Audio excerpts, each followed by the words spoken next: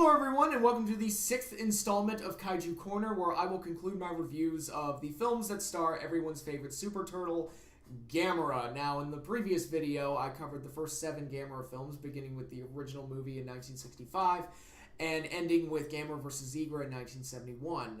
Following the completion of Gamera vs. Zigra, Gamera took a bit of a break and was no longer the top box office star in Japan that he had been, and it looked like the series was over. I had mentioned that there was a project called Gamera vs. Garasharp that was supposed to be released in 1972, but never made it past pre-production. I don't believe that project was ultimately scrapped. So it looked like the Gamera series was all said and done, but much like Godzilla, you can't keep a good monster down, and Gamera became the subject of returns, reboots, and all sorts of other things. And again, much like Godzilla, he's become an enduring, iconic kaiju character in the genre. And, we're looking at over 5 decades of Gamera material. So it's pretty amazing that Gamera has had the longevity that he's had. Again, the only other monster I could compare it to would be someone like Godzilla. King Kong, I guess, would also kind of fall into that, but Kong, it took much longer breaks in between. And I guess you could count some of the other Toho monsters, but those kind of get, like the Mothras and the Rodans, they kind of get absorbed into Godzilla. Gamera stands on his own, separate from Toho and separate from everybody else, and maybe doesn't have the worldwide recognition of a Godzilla or a King Kong, but he's that little engine that just keeps on trucking and has built a pretty solid fan base over the years as well. And definitely a famous icon over in Japan, where the creature originates from. So, in this video, we'll be covering 5 films, the final 5 Gamera movies, starting with Gamera's Supermonster in 1980, or Supermonster Gamera, whichever order it comes in. I've seen it done both ways, but it's, we get his return in 1980, and then we get the Trilogy in the 90s, and then there's the final film, Gamera the Brave, which happened in the mid-2000s, 2006 to be exact. And starting with Supermonster Gamera, this was really one that I could have just as easily tacked on to the end of the first video, because it is very much a dovetail or even kind of a conclusion to the original string of Gamera films. The final one, Gamera vs. Zigra, was in 1971, and then in 1980 we get this return film, which provided, I guess you could say, some level of closure for Gamera, giving him an official ending in a way. So basically, an invading alien force comes to Earth, and Gamera is around to protect the Earth from the various monsters that the alien force unleashes on the planet. And to help Gamera, there are 3 superwomen who are familiar with the alien force and know how to stop them, and there's an alien agent that is trying to stop the superwomen, and there's a kid hanging around that understands Gamera, but is also hanging around with the superwomen. So you get some superhero action, and you get some Gamera action, plenty of monster stuff. So overall, it sounds like good, wacky fun, right? And it's like, oh my goodness, there's like a bunch of monster fights and everything. It sounds great. The problem is that all, and I mean all, of the monster fight scenes are directly lifted from the previous Gamera film. So basically what they did, they took the fight scenes from all the Gamera films that happened before, and they intercut them into this movie with new scenes with the superwomen and all that filmed around to try and create like a new narrative. But really, it's all stock footage. Like all of the fights, especially all the monster fights, are stock footage. So Gamera fights Baragon again, and it's the same exact fight that was in Gamera vs. Baragon. They took the footage from the multiple fights and spliced it all together. He fights Gauss again. He fights Zigra again. He fights Viraz again. He fights Giron again. He fights Jiger again. They literally go through all of them. They even have a point in the film where the alien forces take control of Gamera, and they reuse footage from the original Gamera film to show him destroying the city. And it's like, oh my god. And I always mocked Godzilla's Revenge for taking that stock footage route of just lifting footage from previous films and just inserting it into another movie and trying to splice together a narrative and it just reeks of low production values. And to me, if you're going to be cheesy, go all the way with it and actually try and create something. I have more respect for you, even if it looks like garbage. I have more respect for you if you try to create something new and it just doesn't work. But to just take footage from pre-existing films and try to create a new narrative around it, to me, is just desperate, extremely distracting, especially if you've seen the previous films. And I guess you could say kind of lazy, too, although I guess it's not the filmmaker's fault. It's, I mean, they can only work with the budget that they're given. And, I mean, this takes what Godzilla's Revenge did and just cranks it up to 11, where literally there's no new monster fight footage. There are some new shots of Gamera, this crappy Gamera puppet that they show flying through the sky, and you get a few new shots of that. Of Gamera actually doing battle with the alien warship at the end of the movie, which looks eerily like a Star Destroyer from Star Wars. And, which I'm not the first person to make that comment. I believe Angry Video Game Nerd James Rolfe also made a similar observation. But, so you do get those shots of Gamera. They don't look good, but at least you get something new. There's also a shot of Gamera walking by and knocking over a Godzilla poster. I was like, okay. This is not the movie you use to mock Godzilla, because this thing was just patchworked and shoestringed and Frankenstein together from the entire series of Gamera films leading up to this point. And I don't know if I would use this as the movie to go after Godzilla and take a shot. It's like, guys, this is like... Come on, there are fan films that try harder than this. I mean, for crying out loud, this is bad. I mean, and what makes it even worse... And again, I can't believe I'm saying positive things about Godzilla's Revenge here, but at least Godzilla's Revenge, that movie would kind of sort of almost work in this weird, bizarro world kind of way, where it's so weird that it would at least stand out. The stock footage just kind of like destroys the illusion that they're going for and kind of makes it look like, patchworked and Frankenstein together rather than a completely original film. But at least that movie, it's like this kid playing pretend, and it's really bizarre, and you can make all kinds of, like, jokes about, I guess the acid dropped, Ichiro's back on Monster Island, the acid dropped, and Minya starts talking, and it's just this really weird concept for a Godzilla movie. This, it feels like, I mentioned that the alien warship looks like a Star Destroyer from Star Wars. The Superwomen are clearly lifted from Superman. They're trying to do like their own version of the Christopher Reeve Superman, which were big movies at the time. And the story involving them doesn't make any sense. I'm not entirely clear. I've only watched the movie once, but to me it wasn't entirely clear that the previous Gamera films had even happened in this timeline, so I don't know if this is a completely original timeline or if this is like a continuation of the previous films. And if it's a continuation of the previous films, how did Gamera have the exact same fight with the exact same monsters all over again? It doesn't gel and it doesn't make sense. And nothing that goes on makes sense. They even they try to give like a redemption arc to the alien agent that goes after the Superwomen, and that doesn't work at all whatsoever.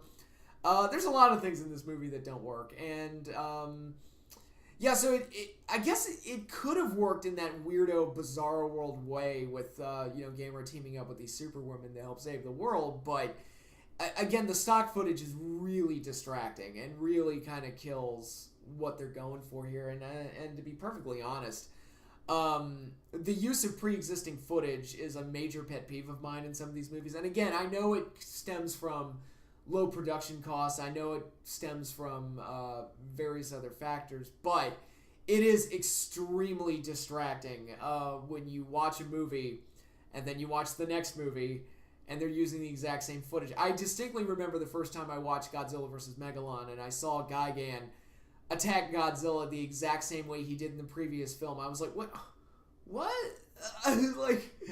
Wait, they just used the same footage from the last movie. And again, it just kind of kills the illusion and destroys my ability to suspend disbelief. It just kind of like, I don't know, it's just, it gives off the impression of a bad clip show, almost. And clip shows, a lot of the old TV shows I used to watch, clip shows are among the worst episodes, because it's like, you just took footage from old episodes and you spliced it together to make an episode. That's lazy. and kind of lame. Like, even classic Simpsons, when they would do clip shows, and to be fair, like, their clip shows tried to have, like, some kind of a connective tissue to make all the clips work. So the Simpsons ones were actually some of the better ones, but it's just, clip shows just never did it for me. And I guess you could say, like, Supermonster Gamera is the equivalent of, like, a bad monster movie clip show. And there's very little redeeming about this movie, if at all. Like, I'm struggling to find things that I enjoyed about it, and there really isn't. Unless, the only way I could recommend this film is if you want, like, an abridged version of Gamera's film series. If you don't want to watch all the Gamera movies, you can at least watch this movie, watch all the fights, because they give you all the fights again, and you'll have all the monster fight scenes all in, like, one concise, like, you know, hour and a half long movie or whatever. So I guess it works if you just want to get an abridged history of Gamera's film career, but for me that doesn't work because I like watching the individual movies, so it just comes off as really distracting and really poorly made. And it's really a shame. It's like, God, Gamera was on the shelf for 9 years and this is the best you could do for a return? Man, that's sad. Really, really sad. I will go as far to say that Supermonster Gamera is the single worst kaiju movie I've ever seen. At least from Japan. You know, there's plenty of low-budget American-made monster movies that are pretty awful too. But as far as, like, the Japanese tokusatsu, those type of movies, kaiju films, I think Gamera Supermonster is the worst I've ever seen. And because it takes my biggest pet peeve and it just cranks it up to 11 and doesn't stop. It is almost unapologetically, we're doing a Gamera clip show, and it comes across as really half-assed and terrible. So this is not only a low point for Gamera, it's a low point for the genre, and thank God it was actually the last Gamera movie I'd never seen. I didn't see this movie for the first time until a few years ago, so it was it's kind of sad. It's like, wow, this is the last Gamera movie I saw. I hope that changes. I hope Gamera gets another return. It's like, I don't want this to be the last Gamera film that I ever see. But it's, yeah, it's not great. And if I had seen this back in 1980, I would have been like, oh my God, Gamera's dead. Like, this is a franchise killer. You don't come back from this. But thankfully, that was not the end of the Super Turtle, but he would go on another long hiatus, this time a decade and a half. And as Godzilla was actually getting ready to wrap up his second series of films with the final entry in 1995 with Godzilla vs. Destoroyah, Gamera was starting his own revival. Gamera got his own badass remake in the 90s.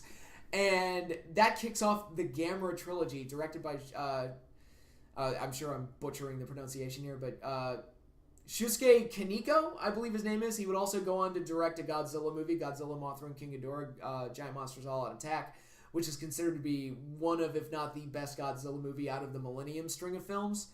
And, but even that, and I would agree with that statement, I think GMK is a really good entry in the Godzilla series. I don't think it holds a candle to the Gamera series. The Gamera films are really, really good, and really reinvented the character in a way that I would have never imagined. I would have never imagined that Gamera would have gotten movies that were badass. Because even as a kid, I kind of looked at the Gamera movies as, like, they were silly fun, and I enjoyed them for what they were, but they were silly fun. And it's whereas there were some Godzilla movies that you can take seriously, Gamera, there's not one in that original string of films that you can take seriously. And if anything, my attitude towards Gamera was, look, the goofier the better. That's how I want it. Just make it as silly as possible. So that's why Gamera vs. Giron is my favorite, because it's just, like, the most unapologetically weird of all of them, and it's friggin' great. But in this one, starting with the first film in 1995, Gamera, Guardian of the Universe, Gamera made his return to the big screen in a big way. And really, if I had to compare it to anything, it kind of reminded me of when I grew up with the Adam West Batman, and then I saw the Tim Burton Batman movie. I was like, whoa, this is completely different from how I viewed Batman, because prior to that, I'd only gotten the Adam West Batman, the Filmation cartoons, the Super Friends cartoons, and things like that. So I never imagined that Batman could be like that. And then you get, fast forward from there, and then you get the Nolan Batman. It's like, oh my god, I didn't know that Batman could be this either. So it was a wonderful reinvention of the character, and Gamera got that same treatment in the 90s, where it just feels like, I didn't know that I could take Gamera seriously. I didn't know that that was a thing that you could do. And Roger Ebert, in his review of the film, even mentioned it's almost impossible to take a flying turtle seriously, because it's like, well, he's powered by farts, right? That's how he flies. He's powered by farts, and that was Roger Ebert's review of the film.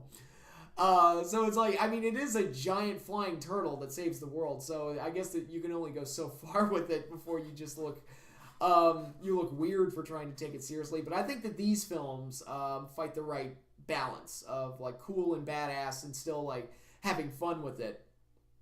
And in this film, we get a little bit more into the mystery of what Gamera is. And he's an ancient creation, a biomechanical creation of the ancient civilization of Atlantis. And he was designed to destroy the original biomechanical creations, which were the Gauss. Gauss has returned. And it's very interesting. Gauss he's kind of become like Gamera's arch rival. But unlike King Ghidorah did for Godzilla, like there was never really a moment in the series, at least in the original films, that would indicate that Gauss would become Gamera's arch rival. It's because each film he fights a new monster, and Gauss was just another one of those monsters that he fought. It wasn't like any kind of big King Ghidorah-like thing where it took 3 monsters initially to beat King Ghidorah, and he was like the major threat that turned Godzilla into a good guy. Gamera didn't really have that. I guess you could say if we were going to be anybody, it would be Baragon, who would be the one that turned Gamera into a defender. But Baragon, I guess they figured, was too close to Baragon from Toho, so I don't think he was on the table. But I guess looking back at a lot of the classic Gamera monsters, I think Gauss was probably the easiest one to transfer into a more serious take, given that he's like a giant flying vampire bat that shoots like a cutter beam, and there's not a whole lot that's really that silly about him. Like Zegra is silly, Viraz is silly, Giron is fucking amazing. Jiger's a little bit out there. You could probably would have tooled with Jiger a little bit, but Jiger's a little crazy too. Gauss probably got the nod here for a redo because he was the least silly of Gamera's original foes. But this return, basically cemented him as Gamera's arch rival, and to date, he's the only major Gamera opponent to return. Nobody else did. None of the classic Gamera monsters ever return. They always seem to find a way to give Gamera something new to fight in each film, which I kind of respect. I always liked that the Gamera films never really felt the need to rely on the past as much to give Gamera new opponents. They always just kind of like, no, let's just create something new for him to fight. Because that was the major appeal for me of the Godzilla series when I first got into it. It was like, all right, what wacky thing is Godzilla going to fight this time? And in the last couple decades, Toho's kind of gotten away from that, where it's like, all right, let's reboot King Ghidorah, let's reboot Mechagodzilla, let's reboot Mothra and Rodan, and maybe if we're lucky, Anguirus or Gigan. But and they kind of got away from giving him new things to fight. But Gamera's never really had that problem. He's always, with the exception of Gauss, he's always fighting new things. But in this movie, the Gauss return and start to make, there's 3 of them. We start off with 3 Gauss. And they start to terrorize Japan, and that leads to Gamera being awakened and ultimately going to defend Japan from these Gauss birds. Japan scientists try to make multiple attempts to contain the creatures. There's actually a great scene where they get them contained in a stadium, and the Gauss reveal their cutter beams, which are really used to great effect here in this movie. And they escape, and that's when Gamera is first revealed. It almost reminds me of the Gareth Edwards Godzilla movie, the scene in the airport, where Godzilla comes on screen for the first time. Although you do get an action sequence after Gamera shows up for the first time. And the military isn't sure how to react to Gamera, and whether or not he's an ally, or if they need to destroy him as well. And they actually do take aggressive actions towards Gamera initially, until they kind of realize, let's just back off and let him kill off all the Gauss. And that leads to a thrilling climax where, well, I guess I'm getting ahead of myself, but in kind of a not, I assume, I can't confirm this is just my assumption, and what I assume is kind of a retooling of the idea that Gamera is the friend of all children and he makes friends with children. There's a young girl in this movie called Asagi who mentally links herself to Gamera through this pendant or ancient amulet that she finds, or it's given to her by her father. And she's able to mentally link with Gamera, so she feels his pain but also empowers him. So it's kind of like an interesting, kind of darker way to implement the whole idea that Gamera is the friend of children, where he actually legitimately mentally and emotionally bonds with a child, and it hurts the child in the process whenever Gamera gets hurt. But she's also able to embolden him and give him strength, and also give Gamera a connection to humanity to make him want to protect humanity. So that all leads to the thrilling climax where we get this great climactic battle between Gamera and the final Gauss, which has grown big enough to be a major threat to Gamera at this point, and is laying eggs in the middle of the city. So Gamera's got to stop it. And we get like this really wacky battle where Gamera and Gauss even fly up into space, crash back down to Earth. Gamera is ultimately victorious, duh. And the movie is over. But the end result was a very good Gamera film, and a great return for the character, and I would say up to this point, easily the best Gamera film up to this point. But that would lead us into the sequel in 1996, where the stakes get raised a little bit. Gamera 2, The Advent of Legion. Gamera does battle with an army of space bugs. And I'd have to check my date on this. I'm like, does this predate Starship Troopers? Did Starship Troopers rip off Gamera 2, or did Gamera 2 rip off Starship Troopers? I'm not sure. I'm not sure of the exact date of Starship Troopers, but Gamera does battle with alien bugs called the Legion, based off the old Bible verse, for we are called the Legion, for we are many, that ancient Bible story of Jesus exorcising the man who claims to be possessed by multiple different demonic entities. And then Jesus, tricks the demons into possessing a bunch of pigs and drowning themselves. Read your Bible, sir. It's fun.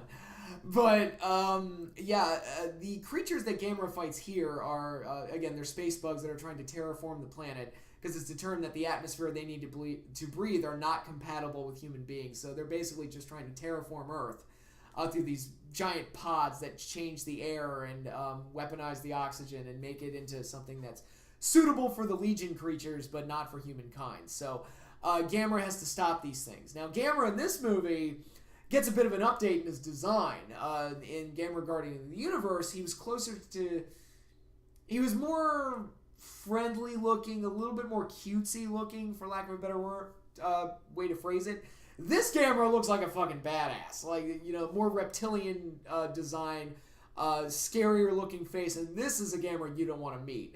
This Gamera looks like a badass and he'll fuck you up. But despite saying that, of the 3 films in this trilogy, I feel like this one follows the formula of the classic original Gamera series the closest, where it's bad monster shows up, Gamera has to fight it, Gamera gets his ass kicked, Gamera fights through his injuries, comes back, and then ultimately wins the day by exploiting some weakness of the creature that he's fighting. And so it very closely follows the formula of the Gamera films. We even have a scene after Gamera's been defeated by the Legion and he's been knocked out. He was caught in a massive explosion of the terraform pod that I mentioned earlier that took out all of Sendai, and it looked like Gamera had been killed. There are children that come to see Gamera's body and I guess for lack of a better term, they pray for him and give him their well wishes. And Asagi's even there as well, one of the only returning characters from the first film. There's also another character who's an unfortunate soul who starts off as one of the main cast in the original film, in the first film, Gamera Guardian of the Universe. He winds up not wanting to deal with monsters anymore. He winds up a security guard in this film. And he's one of the first ones to encounter the Legion creatures, and having been tortured by his experiences of the first 2 films, in the 3rd film, he's a drunk. So it's like, oh man, what a horrible journey that guy's gone through. He really turns out to be kind of a running gag, although he does have a hero moment at the end of the 3rd movie. But I'm getting ahead of myself here. But anyway, Asagi is the major returning character for the 2nd film. And she helps revive Gamera to ultimately go fight the Legion. And I've talked a little bit about the design of the Legion, but of all the insect type of creatures that I've seen in these type of movies, Mothra comes to mind, Batra, Megaguirus, and a few other things. I guess you could count the Meganula creatures from the original Rodan. Then you get like the Kamacuras from Son of Godzilla, the Kumonga, although technically not an insect, but you know what I mean, like bug creatures. I would dare to say that Legion is probably the best designed bug/insect creature ever designed for one of these movies. The design is terrific looking. It looks great. Kind of this limbless creature that has like this big pointy head that opens up and laser beam shoots out, and it's got like these little claw appendages all over its body. Looks terrific, and it moves great too. And all the little legions that are like its soldiers, I guess its children, those look fantastic too, and we get a lot of great scenes with those. So you get huge updates with the special effects. The fight scenes are great, very well handled. The final fight especially is handled real well, with a very memorable moment. One of Gamera's greatest finishing moves, where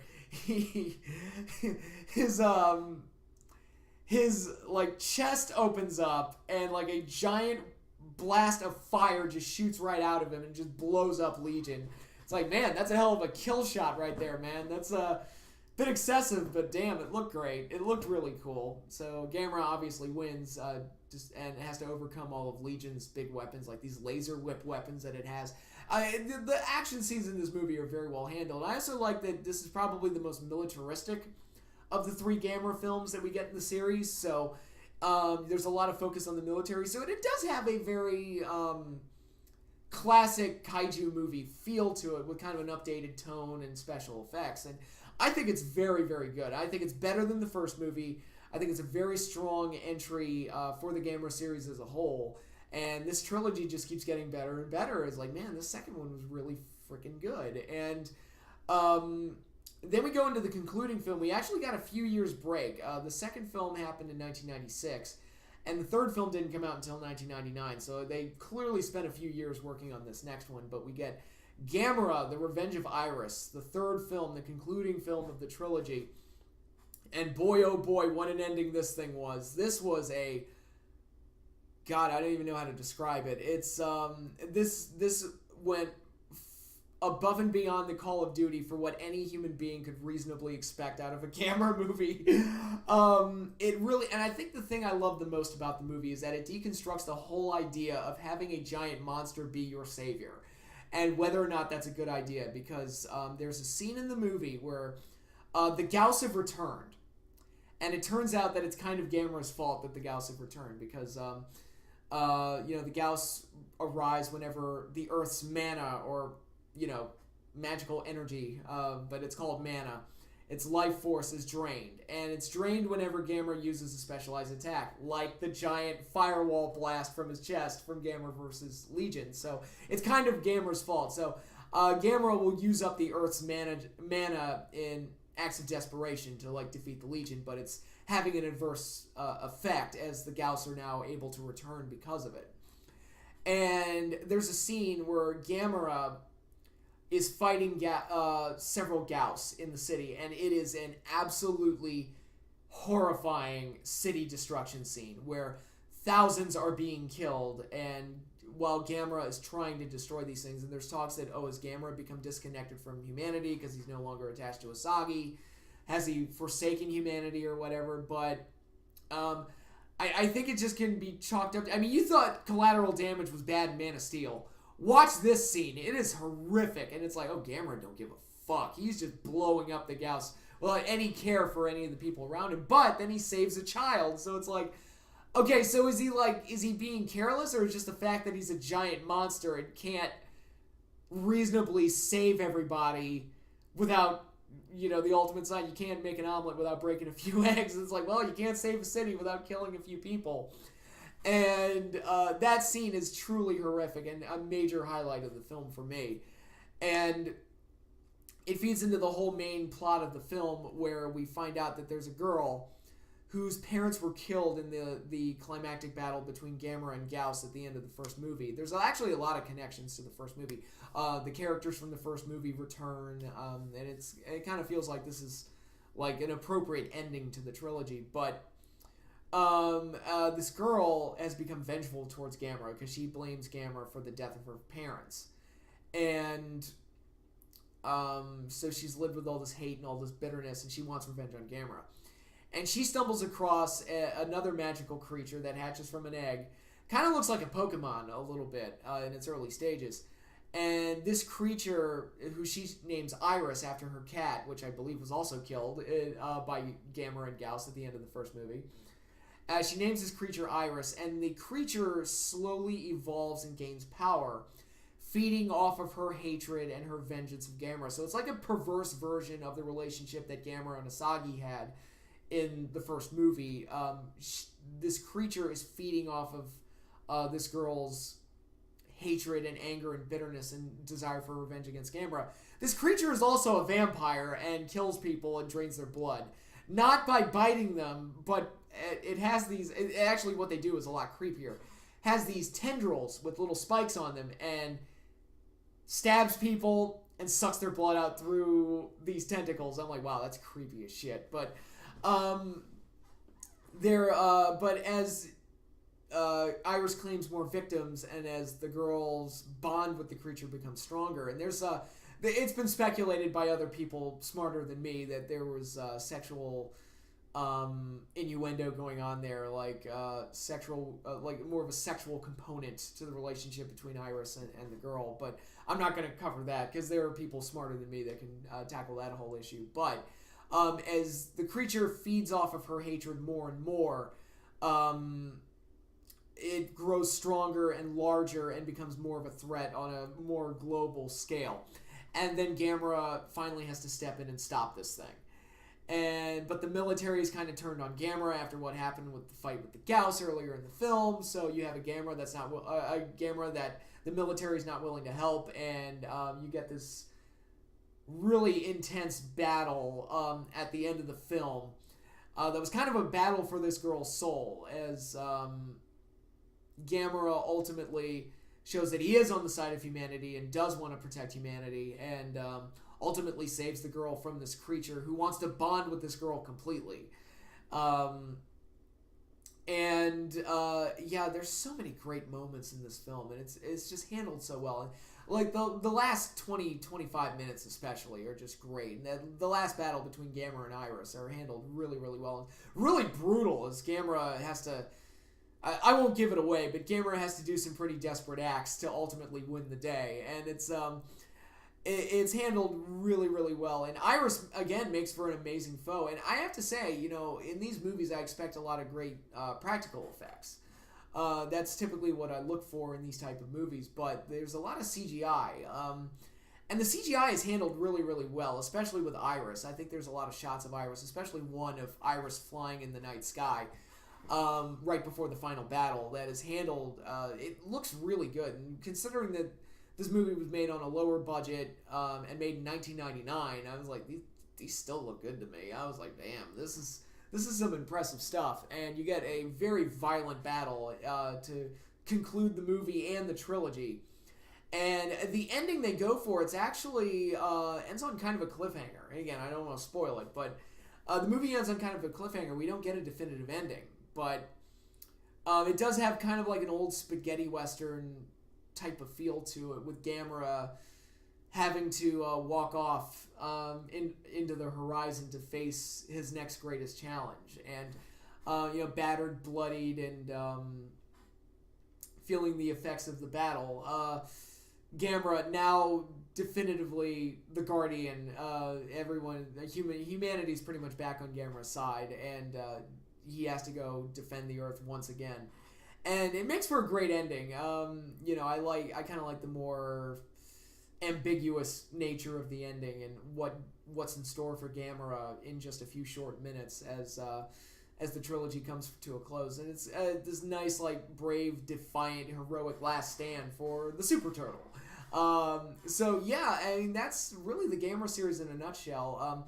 or the Gamera trilogy in a nutshell, I should say. If I have any knocks on the third movie, there's a couple like elements to it that are there that don't really need to be there. Like I mentioned mana earlier. There's a scene where they measure mana through a Sega Dreamcast, which seems a little ridiculous. There's a couple of side characters that don't really need to be there, like an evil priestess and this like goth weirdo that hangs around with her, and they're kind of like they kind of serve as like the voice, the mouthpieces for Iris and what Iris wants and what the monsters' role in this Earth are, but they're not really needed in the film. I feel like the film would play just fine without them. But overall, when you take the really good stuff into account, I think this is not only the best Gamera film ever made, it's one of my personal favorite kaiju films ever made. So we started with Supermonster Gamera, which is probably the worst I've ever seen, and we're getting to Gamera 3, which I think is up there with like the original Gojira as one of the finest kaiju movies ever made. Like, if I were going to do a top 10 list,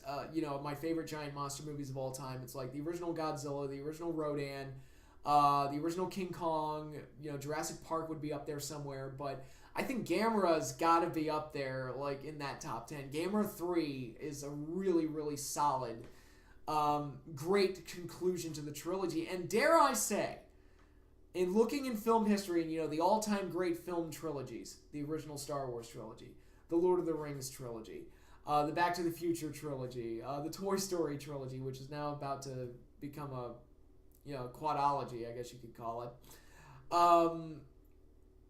I would throw the recent Caesar Planet of the Apes films up there. I think those films were amazing. You look at all the all-time great trilogies, I think the 90s Gamera trilogy has to be put up there in that discussion. Personal opinion, I was like, you know what?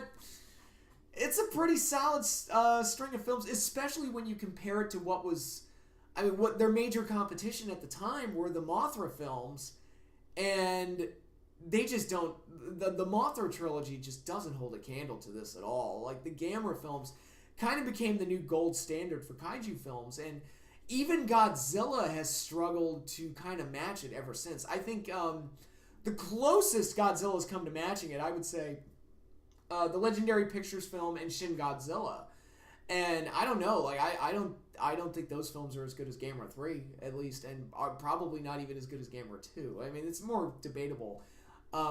But the Millennium Godzilla films couldn't quite measure up. I've already mentioned the same director did Giant Monsters All Out Attack, and I don't think it was as good as his work on Gamera. I wish he had actually made more Godzilla movies, because it's like the weakest one of his Gamera films was the first one, and he got better as the series progressed. So I think, you give that guy 3 Godzilla movies, he probably would have delivered like an amazing one by the third entry. But unfortunately, we never got that. But I think the Gamera trilogy is really, really good, and I think the third one is the best of the bunch, and I highly recommend. You don't even need to see the original Gamera movies to appreciate them. I think just watch the 90s Gamera trilogy, and you're seeing the very best of Gamera, in my opinion. But that was not the end of Gamera. We have one more film to cover. He would get rebooted again in 2006 with the film Gamera the Brave. This is a film that kind of takes Gamera back to his roots in being a more kid-friendly film, and basically, it turns into E.T., but with Gamera. It's explained in this film that Gamera was a hero prior to the events of the movie, the main plot of the movie, and he sacrificed himself to stop the Gauss. Again, Gauss is the only one that comes back for whatever reason. It's thought that Gamera was dead and gone and lost, but a young boy finds an egg, and the egg hatches into a small turtle that can fly and exhibit various few other odd powers, shall we say. And he names this turtle Toto, not knowing that it's actually like a baby Gamera. And again, it turns into like an E.T. style movie where the kid has to hide the turtle from his parents and discovers more and more powers that the turtle is exhibiting, like flying and various other things. There's a whole scene where Gamera, the little baby Toto, is like hiding from the dad in a kitchen and various other like hijinks. Oh, it's silly, goofy hijinks with Gamera and the kid. And again, it's definitely a more kid-friendly film. And I think this film was conceived and designed to kind of take Gamera back to his roots of like the kid-friendly friend of all children. And again, we're back to a lot of the tropes of the original series. The kids know better than the adults. The kids actually help Gamera. The kids are the ones that know what's up, and they seem to know more than the adults do. And as Toto grows, it actually comes at a very apropos time as Gamera does battle with a giant four-legged lizard that looks great, by the way. This creature Zetus, which they designed for this film, and starts walking around eating people and destroying buildings and all that other fun stuff. Actually, a very well-designed opponent. It has a nasty attitude to boot, so I think Zetus is kind of an underrated foe of Gamera. I wouldn't put him up there with like Giron for sheer like ridiculousness, or with Gauss, who's kind of been established as his archenemy, or with Legion or Iris, who are both like just really well-designed creatures. But I think Zetus is a pretty solid foe, especially like given his bully-like attitude towards the smaller, cutesier, and that's another thing because Gamera starts off as a baby. And this is a more kid-friendly movie. They did make Gamera super, super adorable in this thing, like almost to like baby, like little Godzilla levels of like, let's make Gamera look adorable. And it kind of works as Gamera gains more powers as the movie progresses. He has to overcome Zetus, who's like a big bully towards him. And so whenever Gamera does get those little victories over Zetus, it is kind of satisfying. It's, oh, yay, he flies now. Or, oh, yay, he punched him. Or, all these little things. So you do kind of root for the turtle in a way. So in that regard, I think the film works. And I think it's an okay movie overall. It's not one that's, it's not as must-see as the Gamera trilogy in the 90s were. I compared it to E.T., but I don't think it has the heart of E.T., which is kind of lacking. I don't think the relationship between the boy and Gamera is as... It can't be felt as well as like a movie like E.T. does. And some of the returns to the more kid-friendly aspects almost make the movie feel kind of like behind the times in a way. So it's a little weird to see some of that stuff now. So I don't think it entirely achieved everything that it sought out to do, but I do think it's a solidly entertaining flick. And certainly not disrespectful to Gamera. I think it's a solid take on Gamera. And even like the whole role of the military in this film is interesting, where they want to take Gamera away and actually weaponize him. I was like, that is actually a really interesting take, because typically it's like, we got to kill the monster because he's bad, blah, blah, blah. And the kid's like, no, don't kill him, he's good.